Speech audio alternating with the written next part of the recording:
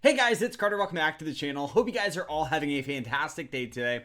Now in today's video, we are going to be talking about time frames. We're going to be talking about what is the best time frame for swing trading. Is it the daily, weekly, 5-minute, hourly chart? So I hope you guys all enjoyed this. If you guys do, hit that like button and subscribe. And guys, don't forget, you guys can use code LIONS to get 50% off our amazing swing trading school where we talk about how to find these stocks, our strategies, our approach. It's absolutely fantastic.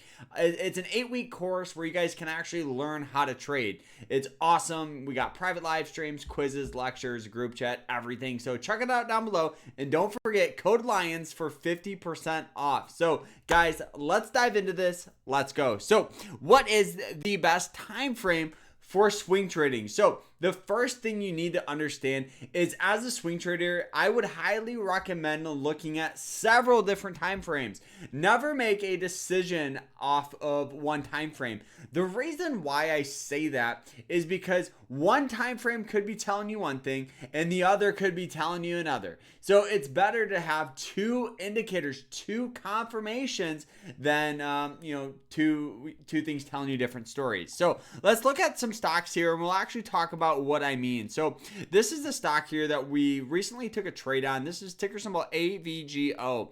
So looking at it here, you guys can see that obviously, we've seen some good sell-off down to some lows here at 136. And as you zoom out here, it just looks a little, flat. It does have some nice support here. If we look at it, let's draw it out. Some nice support down in this range near and around 136 where it hits it and we have good tendencies of buying pressure. So maybe that could represent a good opportunity to enter the position. Now what I would recommend doing is start high and then work your way low. For me, I use the daily. So each candlestick represents one trading day. I use this and I use the hourly. That's pretty much it. Very, very rarely will I look at the weekly, monthly, quarterly, or yearly. I'm just not that type of trader. The higher up you go, often the longer you're going to be in the position. So for me, I hold my stocks for anywhere from 6 to 9 days. That is pretty much how it is on average. Now, if you go to the weekly where each of these candlesticks represent 1 week, you could see a move could take several weeks to recover. So 1, 2, 3, 4, 5, 6, 7, 8 weeks to recover. But if you go to the daily, it may just bring a little more opportunity because there's just a little more volatility, if that makes sense. So let's look at this here. So AVGO, you guys can see here we have some really nice indicators like the moving average lines. We have the 90 and the 200. We have the RSI. So what I do is I start on the daily. I will look at the daily and look for support on the daily. So you guys can see that this stock has tendencies of getting a lot of good buying pressure near and around this red line. So it hit it in the past, establishing good support, hits it, and then we had that great move going forward. So the other day, it actually sold off back down to those levels due to a bad earnings report, and the stock went from about 166 all the way to 136.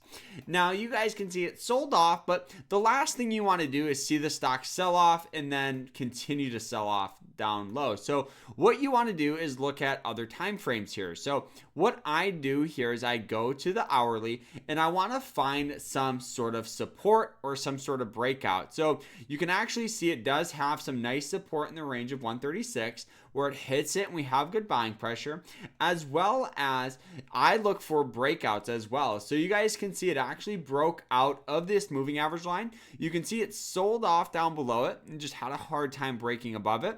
Recently it hit it and then rallied its way up, hit it, confirmed it as support, and then rallied up ever since. So now we're looking at lower time frames. So you want to start high and then work your way up. That is what I do. That is what I teach. So the top two trading time frames is the daily and the hourly. Now, if you guys want to learn how to find these plays, check out our school, code LIONS for 50% off. But let's talk about one more here. This is the stock that we traded, Sound AI. So you guys can see as we zoom out, it's just a very, very flat stock, with some sell off here. And how do you know what's going on? So start high and work your way low. So going to the daily, you can see it has this nice trend line of getting buying pressure, hits it, buying pressure, hits it, buying pressure, hits it, buying pressure, hit it again.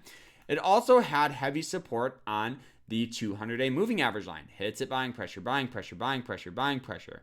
It was undervalued on the RSI. Also looking at the hourly, you can see the good sell-off here, entering on the breakout near around 450 because it broke out of old resistance. It broke out of that channel, hit it, broke out, started using these moving average lines and broke through them. That's exactly what we look for, is using several different time frames to determine if you should buy the position. So guys, I hope you guys all enjoyed it. These are 2 examples of the best time frames to use. And also don't forget, the broker I am using is Moomoo. I'll put them down below for you guys. You guys can get up to 20 free stock just by signing up with them.